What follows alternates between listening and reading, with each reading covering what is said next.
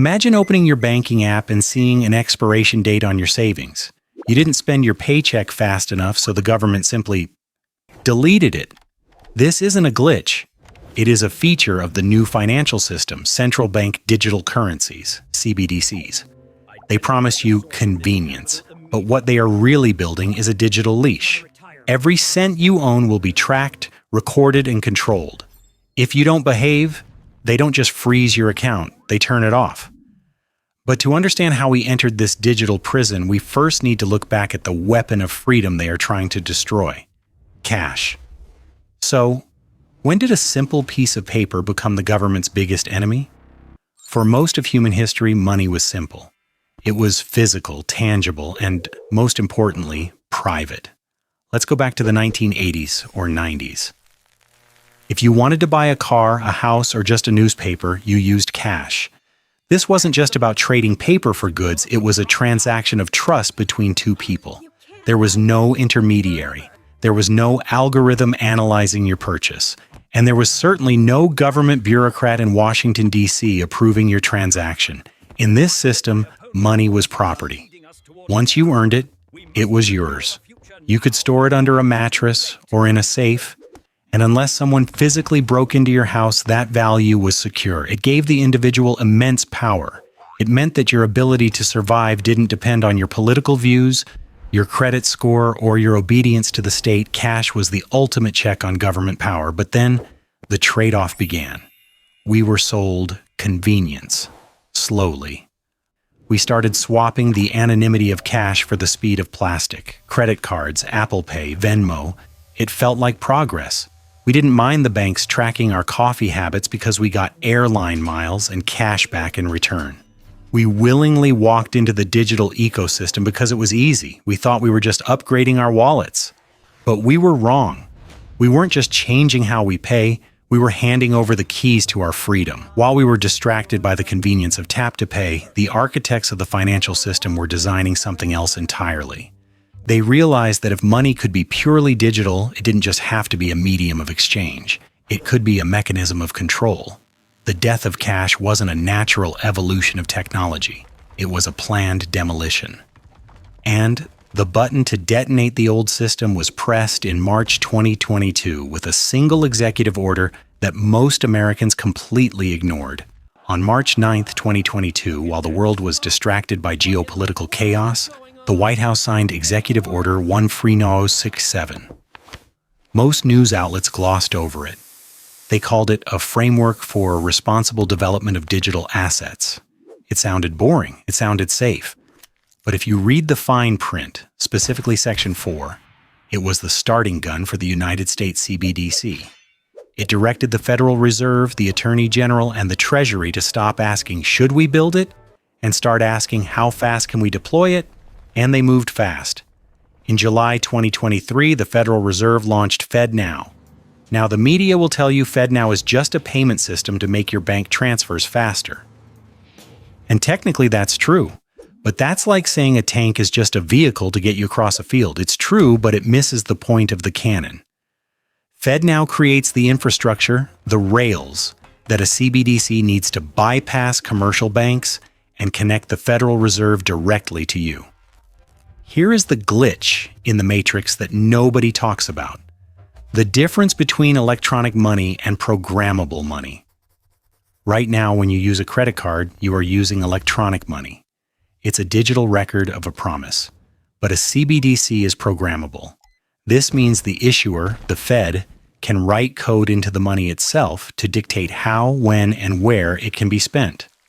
We don't have to guess if they will use this power, we can just look at the pilots. In China, the digital yuan has been tested with expiration dates. Imagine receiving your paycheck, but if you don't spend it within 30 days to stimulate the economy, the money simply vanishes from your wallet. In the UK, the Bank of England has openly discussed whether CBDCs could be programmable to prevent purchases of things deemed harmful or unsustainable. This solves the central bank's biggest problem, you. See, when the economy crashes, the Fed wants you to spend money to restart it. But sensible people, you save money when things get scary. That breaks their models. With a CBDC, they don't have to lower interest rates and hope you spend. They can impose negative interest rates, they can tax your savings balance daily, they can literally force you to spend your life savings by threatening to delete them.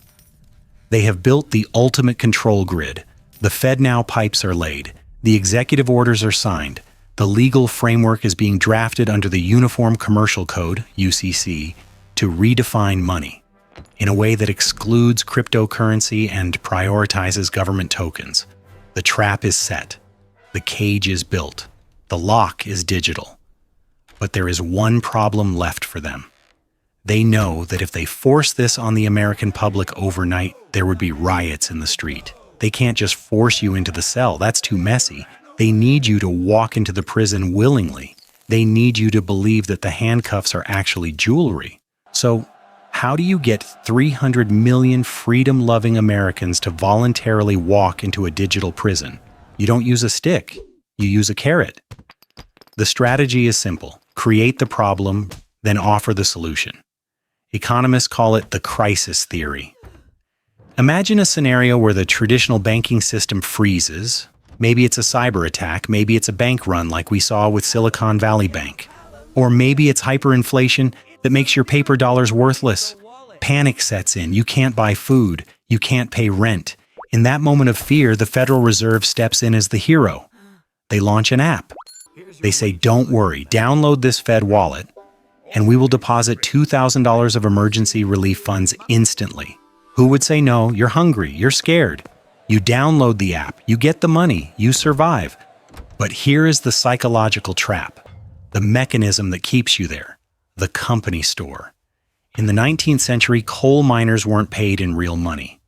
They were paid in scrip, tokens that could only be spent at the store owned by the mining company. The company set the prices. The company decided what you could buy. The workers were technically free, but financially they were slaves. CBDC is global company scrip.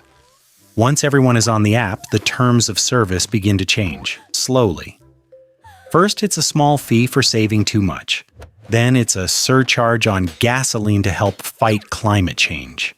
Then, your universal basic income payment comes with conditions. You must take this medical treatment to unlock your funds.